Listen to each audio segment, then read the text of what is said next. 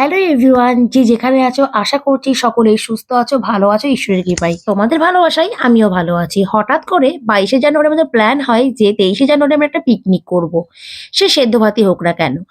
তো আর 23শে জানুয়ারি মঙ্গলবার ছিল, তো সেই জন্য অনেকে নিরামিষ খায়, তো নিরামিষ পিকনিকই প্ল্যান হয়ে গেল।